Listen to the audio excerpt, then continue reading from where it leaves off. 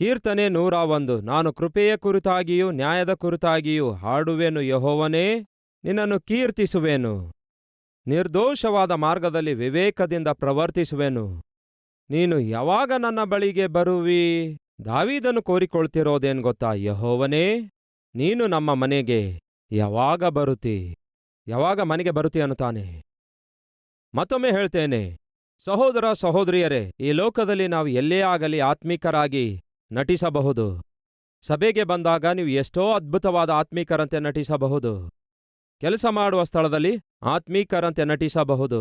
ಸೇವೆ ಮಾಡುವಂತಹ ಸ್ಥಳದಲ್ಲಿ ಆತ್ಮೀಕರಂತೆ ನಟಿಸಬಹುದು. 10 ಜನರೊಂದಿಗೆ ಸೇರಿ ಪ್ರಾರ್ಥಿಸುವಾಗ ಆತ್ಮೀಕರಂತೆ ನಟಿಸಬಹುದು. ಆದರೆ ಮನೆಗೆ ಬಂದ ನಂತರ ನೀವು ನಟಿಸುವಂಥದ್ದು ಸಾಧ್ಯವೇ ಇಲ್ಲ.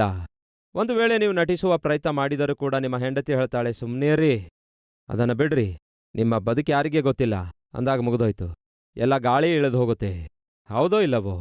ಸೊ ಮನೆಗೆ ಬಂದ ನಂತರ ನಟಿಸುವುದು ಸಾಧ್ಯವಿಲ್ಲ. ಎಕ್ಸಾಂಪಲ್ ಹೇಳ್ತೇನೆ ಕೇಳಿ. ಬೈಬಲ್ನಲ್ಲಿ ಒಬ್ಬ ವ್ಯಕ್ತಿ ಇದ್ದಾನೆ. ಅವನ ಹೆಸರು ನಾಮಾನನು. ನಾಮಾನ ಎಂಬ ಹೆಸರಿನ ಅರ್ಥವೇನೆಂದರೆ ನೋಡಲಶಕ್ಯವಾದದ್ದು. ಏನದು? ನೋಡಲಶಕ್ಯವಾದದ್ದು. ನೋಡಲಶಕ್ಯವಾದದ್ದು ಅವನ ಹೆಸರು. ನಿಜವೇ, ನಾಮಾನನು ಸೇನಾಧಿಪತಿಯಾಗಿದ್ದ.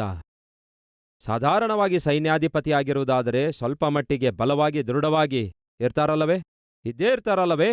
ಸೈನ್ಯಕ್ಕೆ ಅಧಿಪತಿಯಾಗಿರುವಂತಹ ನಾಮಾನನು ಅವನು ಎಲ್ಲಿಗೇ ಹೋದರೂ ಕೂಡ ಯೆಹೋವನು ಅವನಿಗೆ ಜಯವನ್ನು ತಂದು ಕೊಡ್ತಾ ಇದ್ರು.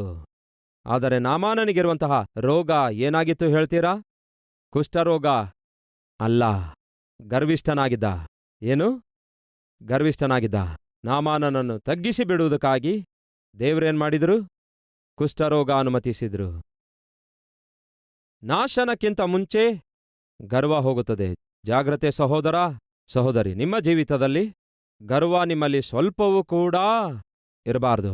ನಿಮ್ಮ ಅಂದದ ನಿಮಿತ್ತ ನಿಮಗೆ ಗರ್ವ ಇರಬಹುದು, ನಿಮ್ಮ ಕುಲದ ನಿಮಿತ್ತ ನಿಮಗೆ ಗರ್ವ ಇರಬಹುದು, ಇಲ್ಲವೇ ವಿದ್ಯಾಭ್ಯಾಸದ ನಿಮಿತ್ತ ಗರ್ವ ಇರಬಹುದು, ನಿಮ್ಮ ಟ್ಯಾಲೆಂಟ್ ನಿಮಿತ್ತ ಗರ್ವ ಇರಬಹುದು, ಧರಿಸುವ ವಸ್ತ್ರಗಳ ನಿಮಿತ್ತ, ಇರುವ ವಸ್ತುಗಳ ನಿಮಿತ್ತ, ವಾಹನಗಳ ನಿಮಿತ್ತ ಗರ್ವ ಇರಬಹುದು. ಕೇಳ್ತಿದ್ದೇನೆ, ನಿಮ್ಮ ಜೀವಿತದಲ್ಲಿ ಯಾವುದಾದರೂ ಒಂದು ವಿಷಯದಲ್ಲಿ ಗರ್ವ ಪಡ್ತಿದ್ದೀರಾ? ಜಾಗ್ರತೆ, ಅದು ನಿಮಗೆ ಕ್ಷೇಮವಲ್ಲ. ಬೈಬಲ್ ಹೇಳುತ್ತದೆ, ಹೆಚ್ಚಳ ಪಡುವವನು ಯೆಹೋವನಲ್ಲಿಯೇ ಹೆಚ್ಚಳ ಪಡಬೇಕು. ದೇವರಲ್ಲಿ ನೀವು ಹೆಚ್ಚಳ ಪಡಬೇಕು. ನನ್ನ ದೇವರು ರಕ್ಷಕನಾದ ಯೇಸು ಎಂಬ ವಿಷಯದಲ್ಲಿ ಹೆಮ್ಮೆ ಪಡಬೇಕು.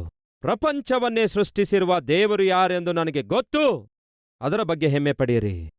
ಆತನು ನನ್ನ ತಂದೆ, ಅದಕ್ಕಾಗಿ ಹೆಮ್ಮೆ ಪಡೆಯಿರಿ, ಆತನಿಗಾಗಿ ಹೆಮ್ಮೆ ಪಡೆಯಿರಿ. ಸರಿ, ನಾಮಾನನ ವಿಷಯದಲ್ಲಿ ಹೊರಗೆ ಯಾರಿಗೂ ಗೊತ್ತಿರಲ್ಲ ಪ್ರಿಯರೇ ಏನೆಂದು, ಅಷ್ಟಕ್ಕೂ ಅವನ ಸಮಸ್ಯೆ ಏನೆಂದು. ಯಾಕೆಂದರೆ ಚೆನ್ನಾಗಿ ಶಿರಸ್ತ್ರಾಣ ಧರಿಸಿ, ಚೆನ್ನಾಗಿ ಮೇಲೆ ಸೈನ್ಯಾಧಿಪತಿಯ ಕಿರೀಟ ಇಟ್ಕೊಂಡು, ಶರೀರವೆಲ್ಲ ಪೂರ್ತಿಯಾಗಿ ಕವಚದಿಂದ ಮುಚ್ಚಿಕೊಂಡು ಹೊರಗೋಗುವಾಗ ಯಾರೇ ನೋಡಿದರೂ ಅಬ್ಬೋ ಅಬ್ಬೋ ಅನ್ನುತ್ತಾ ಇದ್ರು. ಎಲ್ಲರ ದೃಷ್ಟಿಯಲ್ಲಿ ನಾಮಾನ ಏನಾಗಿದ್ದ ಹೇಳಿ? ಸೈನ್ಯಾಧಿಪತಿಯಾಗಿದ್ದ. ಆದರೆ ಮನೆಗೆ ಬಂದ ಕೂಡಲೇ ಆ ಹೆಲ್ಮೆಟ್ ತೆಗೆದುಹಾಕಿ, ಆ ಕವಚಗಳನ್ನೆಲ್ಲ ತೆಗೆದುಹಾಕಿ ಕುರ್ಚಿಯಲ್ಲಿ ಕೂತುಕೊಂಡು ದುಃಖ ಪಡ್ತಾ ಇದ್ದ. ಎದಕ್ಕಾಗಿ? ಕುಷ್ಠರೋಗಿಯಾಗಿದ್ದ. ಆ ದಿನಗಳಲ್ಲಿ ಕುಷ್ಠರೋಗಿಗಳಲ್ಲಿ ಯಾರೂ ಕೂಡ ಮನುಷ್ಯರ ಮಧ್ಯದಲ್ಲಿ ಸಂಚರಿಸುವ ಹಾಗಿರಲಿಲ್ಲ. ಕುಷ್ಠರೋಗಿ ಎಂದು ಗೊತ್ತಾದರೆ ಅಂಥವರನ್ನು ಊರ ಹೊರಗಡೆ ತಳ್ಳಿ ಹಾಕ್ತಾರೆ. ಅವರು ಸಮಾಜದಲ್ಲಿ ಬೆರೆತು ನಿವಾಸಿಸುವ ಹಾಗಿರಲಿಲ್ಲ. ಹೆಂಡತಿಯೊಂದಿಗಾಗಲಿ, ಮಕ್ಕಳೊಂದಿಗಾಗಲಿ, ಬಂಧುಗಳೊಂದಿಗಾಗಲಿ ಅವರು ನಿವಾಸಿಸುವ ಹಾಗಿರಲಿಲ್ಲ. ಹಾಗಾಗಿ ಯಾರೇ ಆಗಲಿ ಕುಷ್ಠರೋಗಿ ಎಂದು ಗೊತ್ತಾದಾಗ ಅವರನ್ನು ತಳ್ಳಿ ಹಾಕ್ತಾ ಇದ್ರು. ಊರು ಹೊರಗಡೆ ಒಂದು ಗವಿಯಲ್ಲಿ ವಾಸಿಸ್ತಾ ಇದ್ರು. ಯಾರಾದರೂ ಆ ದಾರಿಯಲ್ಲಿ ಹೋಗುವಾಗ ಗಟ್ಟಿಯಾಗಿ ಕಿರ್ಚಬೇಕು, ನಾನು ಕುಷ್ಠರೋಗಿ ಎಂದು. ಇಲ್ಲಿ ಒಬ್ಬ ಕುಷ್ಠರೋಗಿ ಇದ್ದೇನೆ ಎಂದು ಕಿರ್ಚುವಾಗ ಆ ದಾರಿಯಲ್ಲಿ ಹೋಗುವವರು ಹತ್ತಿರ ಬರದೆ ದೂರದಿಂದಲೇ ಹೋಗ್ತಾರೆ. ಆ ಕಾಲದಲ್ಲಿ ಕುಷ್ಠರೋಗ ಒಂದು ಅಂಟು ರೋಗವೆಂದು ಭಾವಿಸ್ತಾ ಇದ್ರು. ಪ್ರಿಯ ಸಹೋದರ ಸಹೋದರಿಯರೇ, ದಯವಿಟ್ಟು ಗಮನಿಸಿ.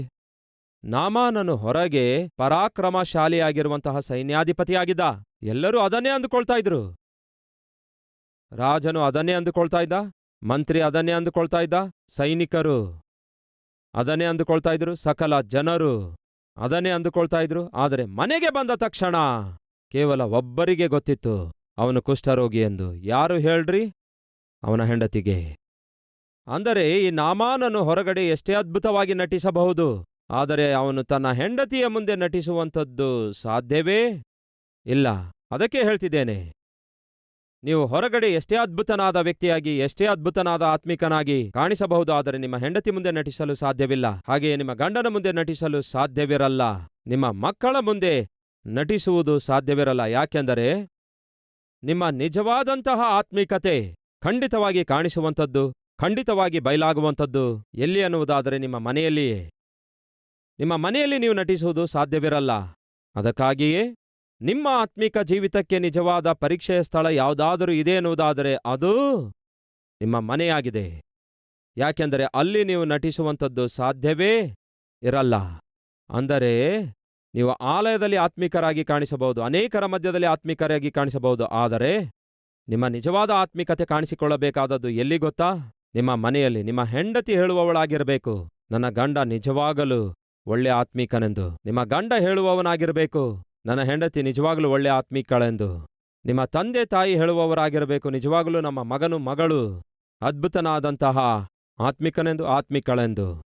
ನಿಮ್ಮ ಮನೆಯಲ್ಲಿರುವಂಥವರೇ ನಿಮ್ಮ ಆತ್ಮೀಕತೆಯನ್ನು ಗುರುತಿಸಲಾರದೇ ಇರುವುದಾದರೆ, ನೀವು ಆತ್ಮಿಕನೆಂದು ಅಂಗೀಕರಿಸದೇ ಇರುವುದಾದರೆ ನಿಮ್ಮ ಭಕ್ತಿ ಶೂನ್ಯವಾಗಿದೆ ಎಂದು ಮರೆಯಬೇಡಿರಿ. ದಾವೀದನು ಹೇಳ್ತಿರುವುದೇನೆಂದರೆ, ದೇವರೇ, ಯೆಹೋವನೇ, ಯಾವಾಗ ನೀನು ನಮ್ಮ ಮನೆಗೆ ಬರುತ್ತೀ, ನಮ್ಮ ಮನೆಗೆ ಬಾ ಅನ್ನುತ್ತಾನೆ. ಮತ್ತೊಮ್ಮೆ ಜ್ಞಾಪಕಗೊಳಿಸುತ್ತೇನೆ ಕೇಳಿ. ಹೊಸ ವರ್ಷದೊಳಗೆ ನಾವು ಪ್ರವೇಶಿಸಿದಾಗ ಧರ್ಮೋಪದೇಶ ಕಾಂಡ 23ನೇ ಅಧ್ಯಾಯ 14ನೇ ವಚನವನ್ನು ಓದಿಸಿದ್ದೇನೆ. ಅದು ಏನು ಹೇಳುತ್ತೆ? ಯೆಹೋವನು ನಿಮ್ಮನ್ನು ಬಿಡಿಸುವುದಕ್ಕಾಗಿಯೂ ನಿಮ್ಮ ಶತ್ರುಗಳ ಮೇಲೆ ನಿಮಗೆ ಜಯವನ್ನು ಅನುಗ್ರಹಿಸುವುದಕ್ಕಾಗಿಯೂ ಆಯಾ ಸಮಯಗಳಲ್ಲಿ ನಿಮ್ಮ ಪಾಳಯದಲ್ಲಿ ಸಂಚರಿಸುವವನಾಗಿರುವುದರಿಂದ ಆತನು ನಿಮ್ಮೊಳಗೆ ಯಾವುದಾದರೂ ಅಸಹ್ಯವಾಗಿರುವುದನ್ನು ನೋಡಿ ನಿಮ್ಮನ್ನು ಬಿಟ್ಟು ಹೋಗಲಾರದಂತೆ ನಿಮ್ಮ ಪಾಳಯವನ್ನು ನೀವು ಪರಿಶುದ್ಧವಾಗಿ ಇಟ್ಟುಕೊಳ್ಳಬೇಕು ಎಂದು ಹೇಳುತ್ತೆ. ಅದ್ಭುತವಲ್ಲವೋ? ನಿಮ್ಮ ದೇವರು ನಿಮ್ಮನ್ನು ಬಿಡಿಸುವುದಕ್ಕಾಗಿ, ನಿಮ್ಮ ಶತ್ರುಗಳ ಮೇಲೆ ನಿಮಗೆ ಜಯ ಅನುಗ್ರಹಿಸುವುದಕ್ಕಾಗಿ ಆಯಾ ಸಮಯಗಳಲ್ಲಿ ಆತನು ನಿಮ್ಮನ್ನು ದರ್ಶಿಸುತ್ತಾ ಇರ್ತಾನೆ. ನಿಮ್ಮ ಮನೆಯನ್ನು ದರ್ಶಿಸುತ್ತಾ ಇರ್ತಾನೆ, ನಿಮ್ಮನ್ನು ದರ್ಶಿಸುತ್ತಾನೆ. ಎದಕ್ಕಾಗಿ? ನಿಮ್ಮನ್ನು ಬಿಡಿಸುವುದಕ್ಕಾಗಿ, ಕಷ್ಟಗಳಿಂದ ಬಿಡಿಸುವುದಕ್ಕಾಗಿ, ಕೊರತೆಗಳಿಂದ ಬಿಡಿಸುವುದಕ್ಕಾಗಿ, ಕಣ್ಣೀರಿನಿಂದ ಬಿಡಿಸುವುದಕ್ಕಾಗಿ. ಆತನು ನಿಮ್ಮನ್ನು ದರ್ಶಿಸಿದಾಗ ನಿಮ್ಮಲ್ಲಿ ಅಸಹ್ಯಕರವಾಗಿರುವ ಯಾವುದೊಂದನ್ನಾದರೂ ಆತನು ನೋಡಿ ನಿಮ್ಮನ್ನು ಆತನು ಬಿಟ್ಟು ಬಿಟ್ಟು ಹೋಗಲಾರದಂತೆ ಏನ್ಮಾಡ್ಬೇಕಂತೆ? ನಿಮ್ಮ ಪಾಳಯವನ್ನು, ಅಂದರೆ ಮನೆಯನ್ನು, ನಿಮ್ಮ ಹೃದಯವನ್ನು ಪರಿಶುದ್ಧವಾಗಿ ಕಾಪಾಡಿಕೊಳ್ಳಬೇಕಂತೆ. ಇದು ಈ ನೂತನ ವರ್ಷಕ್ಕೆ ನಾವು ಬಂದಾಗ ನಾವು ಹೊಂದಿಕೊಂಡಂತಹ ಬಹುಶ್ರೇಷ್ಠವಾದ ವಾಗ್ದಾನವಾಗಿದೆ. ಯೆಹೋವನು ಈ ವರ್ಷದಲ್ಲಿ ನಮ್ಮನ್ನು ದರ್ಶಿಸಲಿಕ್ಕಿದ್ದಾರೆ. ಆತನು ದರ್ಶಿಸಿದಾಗ ನೀವು ನಿಮ್ಮ ಮನೆಯಲ್ಲಿ ಏನನ್ನು ಮಾಡ್ತಾ ಕಾಣಿಸಿಕೊಳ್ಬೇಕು? ಹೇಗೆ ಹೇಳ್ರಿ? ಜೂಜಾಟ ಆಡುತ್ತಾ, ಸೀರಿಯಲ್ ನೋಡುತ್ತಾ, ಸಿನಿಮಾ ನೋಡುತ್ತಾ, ವೆಬ್ ಸೀರೀಸ್ ನೋಡುತ್ತಾ, ಹೊಲಸು ಸಿನಿಮಾ ನೋಡುತ್ತಾ, ಎಂಥ ಕೆಲಸ ಮಾಡುತ್ತಾ ಕಾಣಿಸಿಕೊಳ್ಳಲಿಚ್ಛಿಸುತ್ತೀರಿ ಎಂದು ಒಮ್ಮೆ ಆಲೋಚಿಸಿರಿ. ಯಾವುದೆಲ್ಲ ನಿಮ್ಮ ಆತ್ಮಿಕತೆ ಹಾಳು ಮಾಡ್ತಿದೆ ಎಂದು ನಿಮಗೆ ಚೆನ್ನಾಗಿ ಗೊತ್ತು. ಯಾವುದೆಲ್ಲ ನಿಮ್ಮ ಪರಿಶುದ್ಧತೆ ಹಾಳು ಮಾಡ್ತಿದೆ ಎಂದು ನಿಮಗೆ ಚೆನ್ನಾಗಿ ಗೊತ್ತು. ಯಾವುದೆಲ್ಲ ನಿಮ್ಮ ಪ್ರಾರ್ಥನೆ ಜೀವಿತ ಹಾಳು ಮಾಡ್ತಿದೆ ಎಂದು ನಿಮಗೆ ಚೆನ್ನಾಗಿ ಗೊತ್ತು. ಅವುಗಳನ್ನೆಲ್ಲ ಬಿಟ್ಟು ಬಿಡಿರಿ.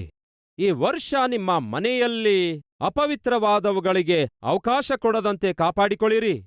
ಅದಕ್ಕೆ ದಾವೀದನು ಹೇಳ್ತಾನೆ, ನಮ್ಮ ಮನೆಗೆ ಬಾ. ಆಯ್ತು ಸರಿ ದಾವೀದನೇ, ನಾನು ನಿನ್ನ ಮನೆಗೆ ಬಂದರೆ ನಿನ್ನನ್ನು ನಾನು ಹೇಗೆ ನೋಡಬೇಕನ್ನುತ್ತಾ ಇದ್ದೀ ಎಂದು ಒಂದು ವೇಳೆ ದೇವರು ಪ್ರಶ್ನಿಸುವುದಾದರೆ ದಾವೀದನ ಉತ್ತರ ಏನಾಗಿರುತ್ತೆ ಗೊತ್ತಾ? ದೇವರೇ, ಯೆಹೋವನೇ, ನೀನು ನಮ್ಮ ಮನೆಗೆ ಬರ್ತೀಯಾ? ಬಾ. ಒಂದು ವೇಳೆ ನೀನು ನಮ್ಮ ಮನೆಗೆ ಬರುವುದಾದ್ರೆ ನನ್ನನ್ನು ನೀವು ಹೇಗೆ ಕಾಣುತ್ತೀರಿ ಗೊತ್ತಾ? ಯಥಾರ್ಥ ಹೃದಯವುಳ್ಳವನಾಗಿ ನೀವು ನನ್ನನ್ನು ಕಾಣುವಿರಿ. ಎಂತಹ ಒಳ್ಳೆ ಮಾತಲ್ಲವೋ? ಹೇಗೆ ಕಾಣಿಸ್ತಾನಂತೆ ನೋಡೋಣ ಬನ್ನಿ. 2ನೇ ವಚನ, ನಿರ್ದೋಷ ಮಾರ್ಗದಲ್ಲಿ ವಿವೇಕದಿಂದ ಪ್ರವರ್ತಿಸುವೆನು. ನೀನು ಯಾವಾಗ ನಮ್ಮ ಬಳಿಗೆ ಬರುತ್ತೀ? ನನ್ನ ಮನೆಯೊಳಗೆ. ಎಲ್ಲಿ ಅಂತೆ? ನಾನು ಕೆಲಸ ಮಾಡುವ ಸ್ಥಳದಲ್ಲಿ ಅನ್ನಲಿಲ್ಲ, ಸೇವೆ ಮಾಡುವ ಸ್ಥಳದಲ್ಲಿ ಅನ್ನಲಿಲ್ಲ. ಏನನ್ನುತ್ತಿದ್ದಾನೆ? ನನ್ನ ಮನೆಯೊಳಗೆ ಯಥಾರ್ಥ ಹೃದಯದೊಂದಿಗೆ ನಾನು ನಡೆದುಕೊಳ್ತೇನೆ. ಬೇಕಾದರೆ ಬಂದು ನೋಡು, ಬಂದು ನೋಡು ನನ್ನ ಮನೆಯಲ್ಲಿ ನಾನು ಎಂಥವನೆಂದು. ನಿಜವಾಗ್ಲೂ ಇದು ನಮಗೆ ಸವಾಲಾಗಿದೆ.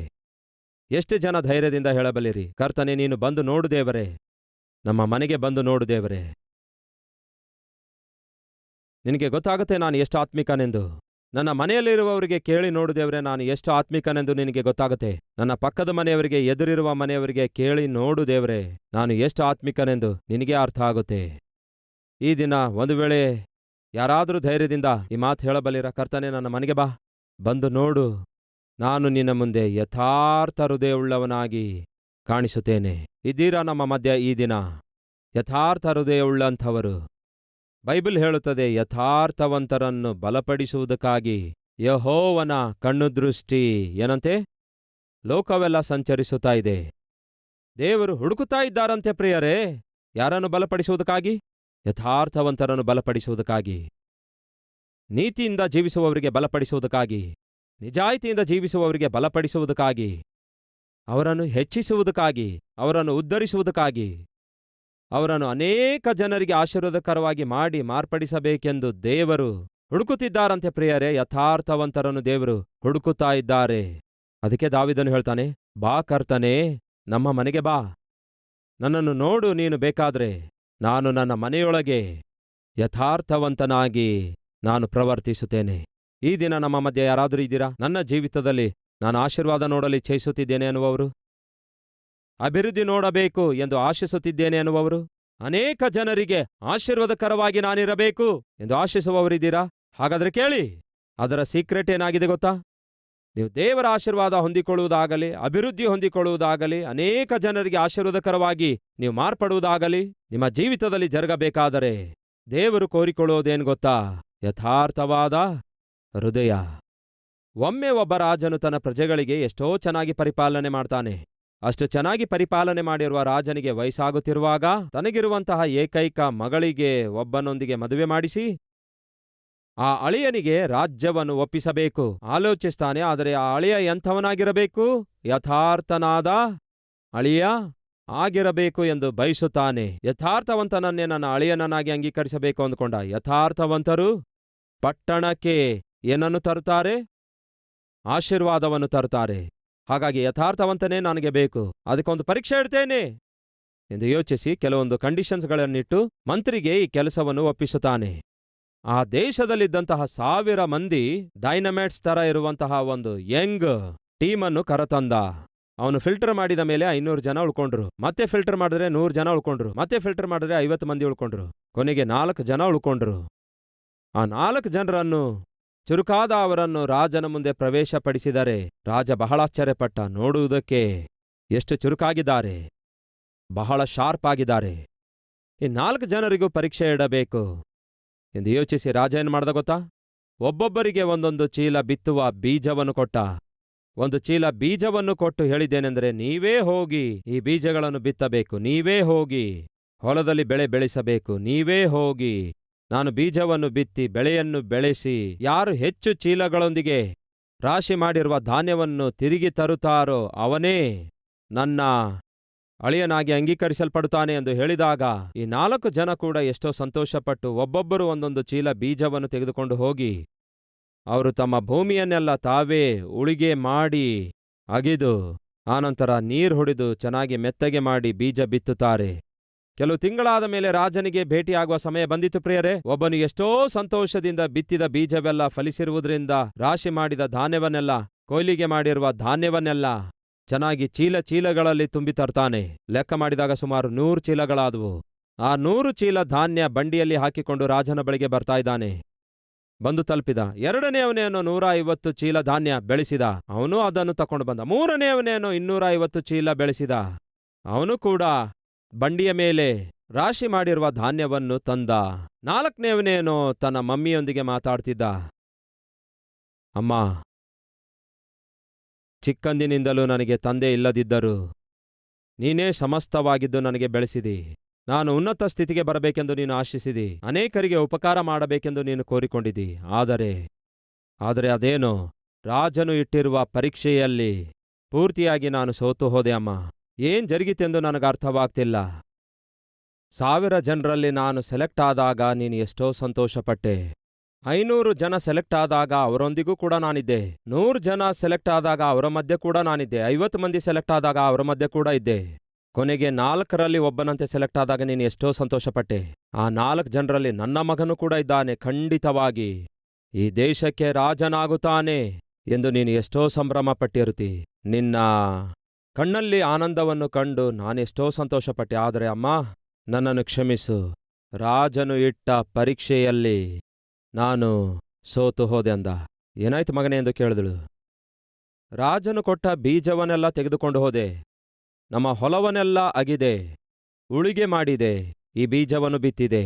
ರಾತ್ರಿ ಹಗಲು ನಾನಿಂದ ಆಗುವಷ್ಟು ಕಷ್ಟಪಟ್ಟೆ, ಆದರೆ ಕೊನೆಗೆ ನೋಡಿದ್ರೆ ಒಂದು ಬೀಜ ಕೂಡ ಮೊಳಕೆ ಒಡೆಯಲಿಲ್ಲಮ್ಮ.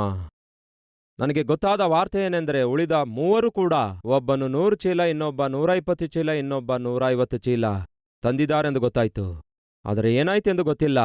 ಆದರೆ ರಾಜನು ಕೊಟ್ಟ ಪರೀಕ್ಷೆಯಲ್ಲಿ ನಾನು ಫೇಲ್ ಆದೆನಮ್ಮ. ರಾಜನನ್ನು ಎದುರಿಸುವುದಕ್ಕಾಗಿ, ರಾಜನ ಬಳಿಗೆ ಹೋಗುವುದಕ್ಕಾಗಿ ನನಗೆ ಬಹಳ ಭಯ ಅನಿಸುತ್ತಾ ಇದೆ. ಮುಖ ತೋರಿಸಲು ಧೈರ್ಯವಾಗ್ತಿಲ್ಲ. ಹಾಗಾಗಿ ನಾನು ಈ ಪಂದ್ಯದಿಂದ ಹೊರಬರುತ್ತಾ ಇದ್ದೇನೆ ಎಂದು ಹೀಗೆ ದುಃಖಪಡುತ್ತಾ ತನ್ನ ತಾಯಿಗೆ ಹೇಳ್ತಾನೆ. ಆಗ ಆ ತಾಯಿ ಹೇಳಿದ್ದೇನು ಗೊತ್ತಾ? ಮಗನೇ, ನೀನು ಮಾಡಬೇಕಾದದೆಲ್ಲ ಮಾಡಿದಿ. ಶಕ್ತಿಗೆ ಮೀರಿ ನೀನು ಹೊಲದಲ್ಲಿ ವ್ಯವಸಾಯ ಮಾಡಿದಿ, ಬೀಜ ಬಿತ್ತಿದೆ, ರಾತ್ರಿ ಹಗಲು ಪ್ರಯಾಸಪಟ್ಟೆ, ಆದಾಗ್ಯೂ ಬೆಳೆ ಬೆಳೆಯಲಿಲ್ಲ. ನೀನು ಮಾಡಬೇಕಾದದೆಲ್ಲ ಮಾಡಿದಿ. ನೀನು ಹೋಗಿ ಅದನ್ನೇ ರಾಜನಿಗೆ ಹೇಳು. ಅಮ್ಮ, ರಾಜನಿಗೆ ಬೇಕಾದದ್ದು ನಾನು ಕಷ್ಟಪಟ್ಟಿದ್ದೇನೋ ಇಲ್ಲವೋ ಅಲ್ಲಮ್ಮ, ರಾಜನಿಗೆ ಬೇಕಾದದ್ದು ಬೆಳೆ ಬೆಳೆಸುವಂಥದ್ದು. ಎಲ್ಲರಿಗಿಂತಲೂ ಹೆಚ್ಚು ಬೆಳೆ ಬೆಳೆಸಿದಂಥವನೇ ಈ ರಾಜ್ಯ ಪರಿಪಾಲಿಸುವುದಕ್ಕೆ ಯೋಗ್ಯನು ಎಂಬ ಪಂದ್ಯವನ್ನಿಟ್ಟಿದ್ದಾರೆ. ಯಾವ ಮುಖ ಇಟ್ಕೊಂಡು ಬರಿಗೈಯಿಂದ ಹೋಗ್ಲಮ್ಮ ಅಂದರೆ, ಹೋಗು ಮಗನೇ ಅಂದಳು. ಹಾಗೇ ಹೋಗು, ಜರುಗಿರುವುದೆಲ್ಲ ಹೇಳು ಸಾಕು. ಆ ತಾಯಿ ಹೇಳಿರುವ ಮಾತನ್ನು ಕೇಳಿದ ಆ ಮಗನು ಭಯದಿಂದಲೇ ಮನದಲ್ಲಿ ಕೊರಗುತ್ತಾ ರಾಜಭವನಕ್ಕೆ ಹೋಗ್ತಾನೆ. ಉಳಿದ 3 ಜನ ತಂದಿರುವ ಧಾನ್ಯದ ಚೀಲವನ್ನು ನೋಡಿ ಆಶ್ಚರ್ಯಗೊಂಡು ನಾಚಿಕೆಯಿಂದ ತಲೆ ಬಾಗಿಸಿಕೊಂಡು ನಿಂತ್ಕೊಳ್ಳುತ್ತಾನೆ. ಒಬ್ಬೊಬ್ಬನು ಧೈರ್ಯದಿಂದ ಬಂದು, ಹೆಮ್ಮೆಯಿಂದ ಬಂದು, ರಾಜ, ನೀವು ಕೊಟ್ಟ ಬೀಜದಿಂದ 100 ಚೀಲ ಬೆಳೆ ಬೆಳೆಸಿದ್ದೇನೆಂದ. ಮತ್ತೊಬ್ಬನು ಬಂದು, ಅವನು 100 ಚೀಲ ಬೆಳೆಸಿದ ರಾಜ, ನಾನು 120 ಚೀಲ ಬೆಳೆಸಿದ್ದೇನೆಂದ. ಮೂರನೇ ಅವನು ಬಂದು, ಇವರಿಬ್ಬರು 120 ಬೆಳೆಸಿದ್ದಾರೆ, ಆದರೆ ನಾನು 150 ಚೀಲ ಬೆಳೆಸಿದ್ದೇನೆ ಅಂದ. ಕೊನೆಗೆ 4ನೇವನು ಬರ್ತಾನೆ. ನಾಚಿಕೆಯಿಂದ, ಅವಮಾನದಿಂದ, ಸೋಲಿನ ಬಾಧೆಯೊಂದಿಗೆ ರಾಜನ ಮುಂದೆ ಬಂದು ಮೌನವಾಗಿ ನಿಂತು, ರಾಜ, ನನ್ನನ್ನು ಕ್ಷಮಿಸಿರಿ. ವಾಸ್ತವದಲ್ಲಿ ನಾನು ನಿಮ್ಮ ಮುಂದೆ ಬಂದು ನಿಲ್ಲುವುದಕ್ಕಾಗಿ ಸ್ವಲ್ಪವೂ ಕೂಡ ನನಗೆ ಧೈರ್ಯ ಸಾಲುತ್ತಿಲ್ಲ. ಆದರೆ ನನ್ನ ತಾಯಿ ನನಗೆ ಧೈರ್ಯ ಹೇಳಿ ಕಳಿಸಿಕೊಟ್ಟಿದ್ದಾಳೆ. ನೀವು ಕೊಟ್ಟ ಬೀಜವನ್ನೆಲ್ಲ ನಾನು ತಕೊಂಡು ಹೋದೆ. ನೀವು ಹೇಳಿದ ಪ್ರಕಾರವೇ ನಾನೇ ಕಷ್ಟಪಟ್ಟು ಉಳಿಗೆ ಮಾಡಿದೆ, ಬೀಜವನ್ನು ಬಿತ್ತಿದೆ. ಏನ್ ಜರುಗಿತೆಂದು ಗೊತ್ತಿಲ್ಲ, ಆದರೆ ಒಂದು ಬೀಜ ಕೂಡ ಮೊಳಕೆ ಒಡೆಯಲಿಲ್ಲ ರಾಜ. ಒಂದು ಬೀಜ ಕೂಡ ಮೊಳಕೆ ಒಡೆಯಲಿಲ್ಲ. ಯಾವ ರೀತಿ ನಿಮ್ಮನ್ನು ಎದುರಿಸಬೇಕೆಂದು ಗೊತ್ತಿರಲಿಲ್ಲ. ಆದರೆ ಜರುಗಿರುವ ವಿಷಯ ನಿಮಗೆ ಗೊತ್ತಾಗಬೇಕು, ವಾಸ್ತವ ನಿಮಗೆ ಗೊತ್ತಾಗಬೇಕು ಎಂದು ಯೋಚಿಸಿ ಈಗ ಬಂದು ಒಂದು ಬೀಜವೂ ಕೂಡ ಬೆಳೆಯಲಿಲ್ಲ, ಮೊಳಕೆ ಒಡೆಯಲಿಲ್ಲ ಎಂದು ಹೇಳಲು ಬಂದಿದ್ದೇನೆ. ನನ್ನನ್ನು ಮನ್ನಿಸಿರಿ ರಾಜ ಅಂದ. ಈ ಓಟದಲ್ಲಿ ನಾನು ಸೋತು ಹೋದೆ. ಒಬ್ಬನು 100, ಇನ್ನೊಬ್ಬ 120, ಇನ್ನೊಬ್ಬ 150 ಚೀಲ ತಂದ್ರು. ಅವರು ಬಹಳ ಶ್ರೇಷ್ಠರು ರಾಜ. ಅವರಲ್ಲಿ ಯಾರು ಯೋಗ್ಯರಾಗಿದ್ದಾರೋ ಅವನನ್ನೇ ಈ ರಾಜ್ಯಕ್ಕೆ ರಾಜನಾಗಿ ನೇಮಿಸಿರಿ.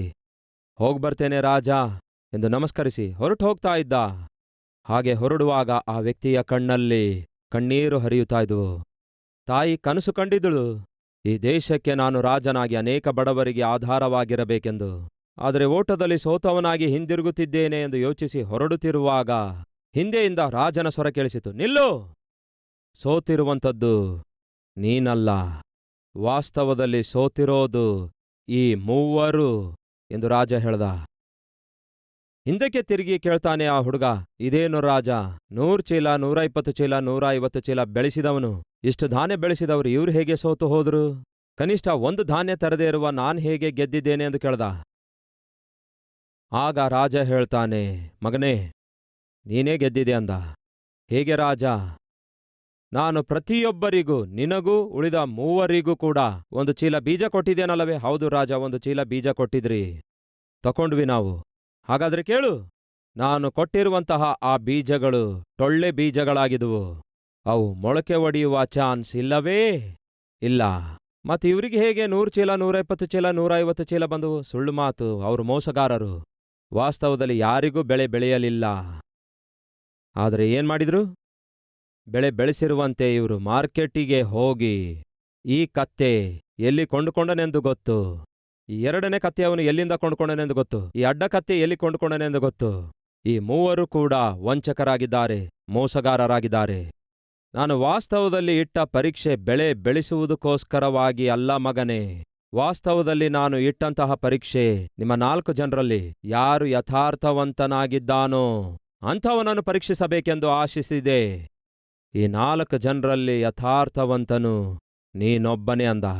ಸಹೋದರ ಸಹೋದರಿಯರೇ, ಈ ಲೋಕ ಕೊಡುವ ಪರೀಕ್ಷೆಗಳು ಬೇರೆ, ದೇವರು ಕೊಡುವ ಪರೀಕ್ಷೆಗಳು ಬೇರೆ. ಈ ಲೋಕದಲ್ಲಿ ಅಂದದ ಪೈಪೋಟಿಗಳಿವೆ. ಈ ಲೋಕದಲ್ಲಿ ಕುಬೇರಗಳ ಪೈಪೋಟಿ ಇವೆ. ಈ ಲೋಕದಲ್ಲಿ ಬಹಳ ಆಟಪಾಠಗಳ ಪೈಪೋಟಿ ಇವೆ. ಆದರೆ ಎಲ್ಲಾದರೂ ಇವೆಯಾ ಯಥಾರ್ಥವಂತರ ಪೈಪೋಟಿಗಳು? ಯಾರಾದರೂ ಯಥಾರ್ಥವಂತರ ನೀತಿವಂತರ ಪೈಪೋಟಿ ಇಡುವಂಥವ್ರು ಈ ಲೋಕದಲ್ಲಿ ಇದ್ದಾರಾ? ಇಲ್ಲ. ಯಾಕೆಂದರೆ ನೀತಿವಂತನೂ ಇಲ್ಲ, ಒಬ್ಬನು ಕೂಡ ಇಲ್ಲ. ಇನ್ಯಾರು ಪೈಪೋಟಿ ಇಡ್ಲಿಕ್ಕಾಗುತ್ತೆ ಹೇಳಿ? ಅಂತಹ ಪೈಪೋಟಿ ಇಡಬಲ್ಲ ಆತನು ಯಾರಾದರೂ ಇರುವುದಾದರೆ ಕೇವಲ ಒಬ್ಬಾತನಾಗಿದ್ದಾನೆ, ನೀತಿವಂತನಾದ ದೇವರು. ಆ ದೇವರೇ ಈ ಭೂಮಿಯ ಮೇಲೆ ಯಥಾರ್ಥವಂತರು ಯಾರಾದರೂ ಇದ್ದಾರಾ ಎಂದು ಆಯಾ ಸಮಯಗಳಲ್ಲಿ ಆತನು ಪೈಪೋಟಿ ಇಡುತ್ತಾ ಇರ್ತಾನೆ. ಆ ಪೈಪೋಟಿಯಲ್ಲಿ ಯಾರಾದರೂ ಗೆಲ್ಲುವುದಾದರೆ ಅವರನ್ನು ಬಲಪಡಿಸುವುದಕ್ಕಾಗಿ, ಅವರನ್ನು ಘನಪಡಿಸುವುದಕ್ಕಾಗಿ, ಅವರನ್ನು ಅಭಿವೃದ್ಧಿಪಡಿಸುವುದಕ್ಕಾಗಿ ದೇವರ ಕಣ್ಣು ದೃಷ್ಟಿಗಳಂತೆ ಏನ್ಮಾಡ್ತೀವಿ? ಲೋಕದಲ್ಲೆಲ್ಲ ಸಂಚರಿಸುತ್ತಾ ಇವೆ. ಸಹೋದರ ಸಹೋದರಿಯರೇ, ಕೇಳ್ತಿದ್ದೇನೆ, ಅಭಿವೃದ್ಧಿ ಆಗಬೇಕೆಂದು ಆಶಿಸುತ್ತಿದ್ದೀರಾ? ಅಭಿವೃದ್ಧಿ ಹೊಂದಬೇಕೆಂದು ಆಶಿಸುತ್ತಾ ಇದ್ದೀರಾ? ನಿಮ್ಮ ಜೀವಿತ ಅನೇಕರಿಗೆ ಆಶೀರ್ವಾದಕರವಾಗಿ ಮೇಲುಕರವಾಗಿ ಇರಬೇಕೆಂದು ಆಶಿಸುತ್ತಾ ಇದ್ದೀರಾ? ಹಾಗಾದರೆ ಬೈಬಲ್ ಹೇಳುತ್ತದೆ, ನೀತಿಗೋಸ್ಕರ ಹಸಿದು ಬಾಯಾರಿದವನಾಗಿ ಇರುವವನೇ ಧನ್ಯನು. ಅಂಥವನು ದೇವರ ಮಗನಾಗಿದ್ದಾನೆ, ದೇವರನ್ನು ನೋಡುತ್ತಾನೆ. ಈ ದಿನಮಾನಗಳಲ್ಲಿ ಅನೇಕರು ಅಂದವಾಗಿ ಕಾಣಿಸಿಕೊಳ್ಳುವುದಕ್ಕಾಗಿ ಬಹಳ ಪ್ರಯಾಸ ಪಡ್ತಿದ್ದಾರೆ. ಆಸ್ತಿಪಾಸ್ತಿ ಕೂಡಿಟ್ಟುಕೊಳ್ಳುವುದಕ್ಕಾಗಿ ಬಹಳ ಪ್ರಯಾಸ ಪಡ್ತಿದ್ದಾರೆ. ಹೆಸರು ಪ್ರಖ್ಯಾತಿ ಸಂಪಾದಿಸುವುದಕ್ಕಾಗಿ ಬಹಳ ಪ್ರಯಾಸ ಪಡ್ತಿದ್ದಾರೆ. ನಂಬರ್ 1 ಪೋಸ್ಟ್ ಪೊಸಿಷನ್ಗೆ ಸೇರುವುದಕ್ಕಾಗಿ ಬಹಳ ಜನ ಪ್ರಯಾಸ ಪಡ್ತಿದ್ದಾರೆ. ಆದರೆ ಯಾರಾದರೂ ಇದ್ದಾರಾ ನೀತಿಯಿಂದ ಯಥಾರ್ಥತೆಯಿಂದ ಜೀವಿಸುವುದಕ್ಕೋಸ್ಕರ ಪೈಪೋಟಿ ಮಾಡುವವರು? ದೇವರು ಅಂಥವರನ್ನು ಗುರುತಿಸುತ್ತಿದ್ದಾರೆ, ಅಂಥವರನ್ನು ಗಮನಿಸುತ್ತಿದ್ದಾರೆ. ಹಾಗಾಗಿ ಈ ದಿನ ಒಂದು ತೀರ್ಮಾನ ತೆಗೆದುಕೊಳ್ಳೋಣ. ಯಾವ ತೀರ್ಮಾನ? ಕರ್ತನೇ, ನೀನು ನನ್ನನ್ನು ನೋಡಿದ ಪ್ರತಿ ಸಾರಿ ನಾನು ಯಥಾರ್ಥನಾಗಿ ಜೀವಿಸುವಂತಹ ಕೃಪೆ ನನಗೆ ದಯಪಾಲಿಸಿರಿ. ನಮ್ಮ ಗ್ರಾಮವನ್ನು ನೀನು ನೋಡಿದಾಗ ನನ್ನ ಗ್ರಾಮಸ್ಥರೆಲ್ಲರಲ್ಲಿಯೂ ನಾನು ನಿನಗೆ ಯಥಾರ್ಥವಾಗಿ ಕಾಣಿಸಬೇಕು. ನನ್ನ ಅಪಾರ್ಟ್ಮೆಂಟನ್ನು ದೇವರೇ ನೋಡುವಾಗ ನನ್ನ ಅಪಾರ್ಟ್ಮೆಂಟ್ನಲ್ಲಿ ನಾನು ಯಥಾರ್ಥವಂತಳಾಗಿ ಕಾಣಿಸಿಕೊಳ್ಳಬೇಕು. ನನ್ನ ಬಂಧುಗಳನ್ನೆಲ್ಲ ನೀನು ಪರಿಶೀಲಿಸಿದಾಗ ನನ್ನ ಎಲ್ಲಾ ಬಂಧುಗಳಲ್ಲಿ ನಾನು ಯಥಾರ್ಥನಾಗಿ ಕಾಣಿಸಬೇಕು. ನಾನು ಉದ್ಯೋಗ ಮಾಡುವ ಸ್ಥಳದಲ್ಲಿ ಸಹೋದ್ಯೋಗಿಗಳನ್ನೆಲ್ಲ ನೀನು ಪರಿಶೀಲಿಸುತ್ತಿರುವಾಗ ಅವರೆಲ್ಲರಲ್ಲಿ ದೇವರೇ ನಾನು ಯಥಾರ್ಥನಾಗಿ ಕಾಣಿಸಬೇಕು. ಎಲ್ಲಿ ನಾನು ಸೇವೆ ಮಾಡ್ತಾ ಇದ್ದೇನೋ, ಯಾವ ಸಭೆಯಲ್ಲಿ ಸೇವೆ ಮಾಡ್ತಾ ಇದ್ದೇನೋ, ಯಾವ ಸಂಸ್ಥೆಯಲ್ಲಿ ಸೇವೆ ಮಾಡ್ತಿದ್ದೇನೋ, ಹಾಗೆ ಸೇವೆ ಮಾಡುವಂತಹ ಅವರೆಲ್ಲರ ಮಧ್ಯ ನಿಮ್ಮ ದೃಷ್ಟಿಯಲ್ಲಿ ನಾನು ಯಥಾರ್ಥವಂತನಾಗಿ ಕಾಣಿಸಬೇಕು. ಹಾಗೆ ಕಾಣಿಸುವ ಕೃಪೆ ನನಗೆ ದಯಪಾಲಿಸಿರಿ ದೇವರೇ. ಯಾಕೆಂದರೆ ಯಥಾರ್ಥವಂತರನ್ನು ಬಲಪಡಿಸುವುದಕ್ಕಾಗಿ ಯೆಹೋವನ ಕಣ್ಣು ದೃಷ್ಟಿ ಏನ್ಮಾಡ್ತಿವೆ? ಹುಡುಕುತ್ತಾ ಇವೆ ಅಂತೆ. ಎಲ್ಲಾದರೂ ನನಗೆ ಕಾಣಿಸುತ್ತಾರೋ ಯಥಾರ್ಥವಂತರಾಗಿ ಜೀವಿಸುವುದಕ್ಕೋಸ್ಕರ ಪ್ರಯತ್ನ ಮಾಡುವಂಥವರು, ಪರಿಶುದ್ಧರಾಗಿ ಜೀವಿಸುವುದಕ್ಕೋಸ್ಕರ ಪ್ರಯತ್ನ ಮಾಡುವಂಥವರು, ನೀತಿಗೋಸ್ಕರ ಹಸಿದು ಬಾಯಾರಿದಂಥವನು ಎಲ್ಲಾದರೂ ಕಾಣಿಸುತ್ತಾನಾ? ಅವನನ್ನು ಬಲಪಡಿಸಬೇಕು. ಹೀಗೆ ದೇವರು ಹುಡುಕುತ್ತಿರುವಾಗ ನೀವಾಗಲಿ ನಾನಾಗಲಿ ಆತನ ದೃಷ್ಟಿಗೆ ಬಿದ್ದರೆ ಎಷ್ಟು ಚೆನ್ನಾಗಿರುತ್ತೆ. ಪ್ರಯತ್ನ ಮಾಡೋಣವೇ? ಅಂತಹ ಆತ್ಮಿಕತೆಯುಳ್ಳವರಾಗಿ ಜೀವಿಸೋಣವೇ? ಅದಕ್ಕೆ ದಾವೀದನು ಹೇಳ್ತಾನೆ, ನಮ್ಮ ಮನೆಗೆ ಬಾ ದೇವರೇ. ದಾವೀದನೇ, ನಾನು ನಿಮ್ಮ ಮನೆಗೆ ಬರ್ತೇನೆ. ನೀನು ಹೇಗೆ ಕಾಣಿಸುತ್ತೀ? ನನ್ನ ಹೆಂಡತಿಗೆ ಒದೆಯುವವನಾಗಿ ಕಾಣಿಸ್ತೇನೆ ಅನ್ನಲಿಲ್ಲ. ಇಲ್ಲವೇ ನನ್ನ ಹೆಂಡತಿಗೆ ಬೈತಾ ಕಾಣಿಸಿಕೊಳ್ತೇನೆ ಎಂದು ಹೇಳಲಿಲ್ಲ. ನನ್ನ ಹೆಂಡತಿಗೆ ಹೊಡೆಯುತ್ತಾ ಕಾಣಿಸಿಕೊಳ್ತೇನೆ ಅನ್ನಲಿಲ್ಲ. ಹೊಲಸು ಮಾತಾಡ್ತಾ ಕಾಣಿಸಿಕೊಳ್ತೇನೆ ಅನ್ನಲಿಲ್ಲ. ಮೋಸ ಮಾಡ್ತಾ ಕಾಣಿಸಿಕೊಳ್ತೇನೆ ಅನ್ನಲಿಲ್ಲ. ಕುಡಿಯುತ್ತಾ ಕಾಣಿಸಿಕೊಳ್ತೇನೆ ಅನ್ನಲಿಲ್ಲ. ಮತ್ತೆ ನೀವು ಹೇಗೆ ಕಾಣಿಸಿಕೊಳ್ಳಲಿಕ್ಕಿದ್ದೀರಿ? ದೇವರು ನಿಮ್ಮ ಮನೆಗೆ ಬಂದು ನೋಡಿದ್ರೆ ಸಹೋದರಿಯರೇ ಹೇಗೆ ಕಾಣಿಸಿಕೊಳ್ಳುವಂಥವರಾಗಿದ್ದೀರಿ? ಗಂಡನ ಮೇಲೆ ದೊರೆತನ ಮಾಡುವಂತೆ ಕಾಣಿಸಿಕೊಳ್ತೀರಾ? ಕಾಡಿಸಿ ಪೀಡಿಸುವವರಾಗಿ ಕಾಣಿಸ್ತೀರಾ? ಜಗಳ ಆಡುವವಳಾಗಿ ಕಾಣಿಸ್ತೀರಾ? ಮನೆ ಚೆದರಿ ತಿಪ್ಪೆ ಮಾಡುವವರಾಗಿ ಕಾಣಿಸ್ತೀರಾ? ಕಿರ್ಚಿ ಕೂಗಾಡುತ್ತಾ ಕಾಣಿಸಿಕೊಳ್ತೀರಾ? ಹೇಗೆ ಕಾಣಿಸಿಕೊಳ್ಳಲಿಕ್ಕಿದ್ದೀರಿ? ಯಾವ ಕ್ಷಣ, ಯಾವ ದಿನದಲ್ಲಿ, ಯಾವ ಗಳಿಗೆಯಲ್ಲಿ ದೇವರು ನಿಮ್ಮ ಮನೆಯನ್ನು ನನ್ನ ಮನೆಯನ್ನು ಸಂಧಿಸುತ್ತಾರೆಂದು ಗೊತ್ತಿಲ್ಲವೇ? ಗೊತ್ತಿಲ್ಲ. ಆದರೆ ಆತನು ಮಾತು ಕೊಟ್ಟಿದ್ದಾನೆ. ಏನೆಂದು? ಆಯಾ ಸಮಯಗಳಲ್ಲಿ ನಾನು ನಿಮ್ಮ ಪಾಳಯಗಳಲ್ಲಿ ಏನಂತೆ ದರ್ಶಿಸುತ್ತಾ ಇರುವೆನು. ಆದುದರಿಂದ ಆತನು ನಿಮ್ಮನ್ನು ಸಂಧಿಸಿದಾಗ ನಿಮ್ಮೊಳಗೆ ಅಸಹ್ಯವಾಗಿರುವುದ್ಯಾವುದಾದರೂ ಒಂದನ್ನು ಆತನು ಕಂಡುಕೊಂಡು ನಿಮ್ಮನ್ನು ಬಿಟ್ಟು ಬಿಟ್ಟು ಹೋದಾನೇನೋ, ಹಾಗೆ ಆತನು ನಿಮ್ಮನ್ನು ಬಿಟ್ಟು ಬಿಟ್ಟು ಹೋಗಲಾರದ ನಿಮಿತ್ತವಾಗಿ ನಿಮ್ಮ ಪಾಳ್ಯವನ್ನು, ನಿಮ್ಮ ಗೃಹವನ್ನು, ನಿಮ್ಮ ಹೃದಯವನ್ನು ಪರಿಶುದ್ಧವಾಗಿ ಕಾಪಾಡಿಕೊಳ್ಳಿರಿ. ಈ ದಿನ ಯಾರಾದರೂ ನಮ್ಮ ಮಧ್ಯೆ ಇದ್ದೀರಾ? ದೇವರೇ, ನೀನು ನನ್ನ ಮನೆಗೆ ಯಾವತ್ತು ಬಂದರೂ ಕೂಡ ಆಗ ನನ್ನ ಮನೆಯನ್ನು ಪರಿಶುದ್ಧವಾಗಿಯೂ ಪ್ರಶಾಂತವಾಗಿಯೂ ಕಾಪಾಡಿಕೊಳ್ಳುವಂತಹ ಒಬ್ಬ ಹೆಂಡತಿಯಾಗಿ, ಒಬ್ಬ ಗಂಡನಾಗಿ, ಒಬ್ಬ ತಂದೆಯಾಗಿ, ತಾಯಿಯಾಗಿ ನಾನಿರುತ್ತೇನೆ ದೇವರೇ. ನನ್ನ ಮನೆಯನ್ನು ನೀನು ಯಾವತ್ತೇ ದರ್ಶಿಸಿದರೂ ಕೂಡ ನಿನಗೆ ಅಂಗೀಕಾರವಾಗಿ ನಾನು ಜೀವಿಸುತ್ತೇನೆ ದೇವರೇ. ಅಂತಹ ಜೀವಿತ ನನಗೆ ದಯಪಾಲಿಸಿರಿ ದೇವರೇ ಎಂದು ಪ್ರಾರ್ಥಿಸುವಂಥವರಿದ್ದೀರಾ? ಬನ್ನಿ ಪ್ರಾರ್ಥಿಸೋಣ. ಪ್ರತಿಯೊಬ್ಬರೂ ಇದ್ದ ಸ್ಥಳದಲ್ಲಿ ಪ್ರಾರ್ಥನೆಯಲ್ಲಿ ಐಕ್ಯವಾಗಿರಿ.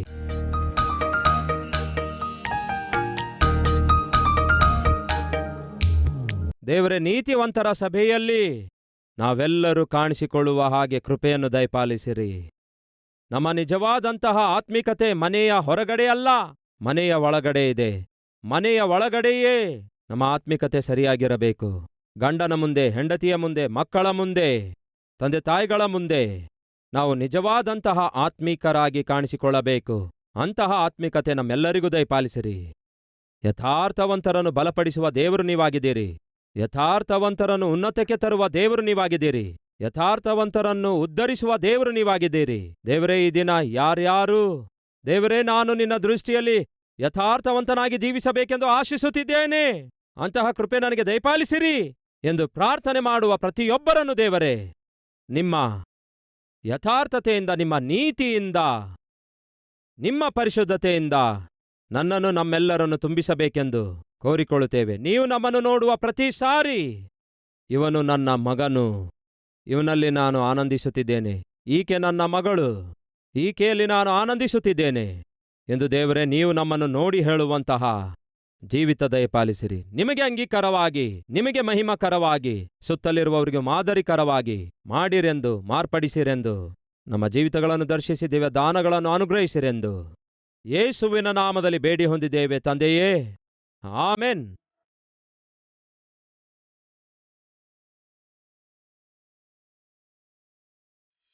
ಇಬ್ಬರು ಬೇಡಿಕೊಳ್ಳತಕ್ಕ ಯಾವುದಾದರೂ ಒಂದು ವಿಷಯವಾಗಿ ಭೂಲೋಕದಲ್ಲಿ ಒಂದೇ ಮನಸ್ಸುಳ್ಳವರಾಗಿದ್ದರೆ ಅದು ಪರಲೋಕದಲ್ಲಿರುವ ನನ್ನ ತಂದೆಯಿಂದ ನಿಮಗೆ ದೊರೆಯುವುದು ಎಂದು ಯೇಸು ಕ್ರಿಸ್ತನು ಹೇಳಿದ್ದಾರೆ. ನಿಮಗಿರುವ ಪ್ರಾರ್ಥನೆ ಮನವಿಗಳಿಗೋಸ್ಕರ ನಿಮ್ಮೊಂದಿಗೆ ಪ್ರಾರ್ಥಿಸುವುದಕ್ಕಾಗಿ ದೈವ ಸೇವಕರಾದ ಡಾಕ್ಟರ್ ಪಿ ಸತೀಶ್ ಕುಮಾರ್ ಅವರಿಂದ ಏರ್ಪಡಿಸಲಾದ ಅದ್ಭುತವಾದ ಒಂದು ಸೇವೆ ಕಲ್ವರಿ ಟೆಂಪಲ್ ಪ್ರೇಯರ್ ಟವರ್ ಆಗಿದೆ. ನಿಮ್ಮ ಪ್ರಾಂತ್ಯ ಯಾವುದೇ ಆಗಿರಲಿ, ನಿಮ್ಮ ಭಾಷೆ ಯಾವುದೇ ಆಗಿರಲಿ, 24 ಗಂಟೆ ನಿಮಗೋಸ್ಕರ ಪ್ರಾರ್ಥಿಸುವ ಪ್ರಾರ್ಥನೆ ವೀರರು ಸಿದ್ಧವಾಗಿದ್ದಾರೆ.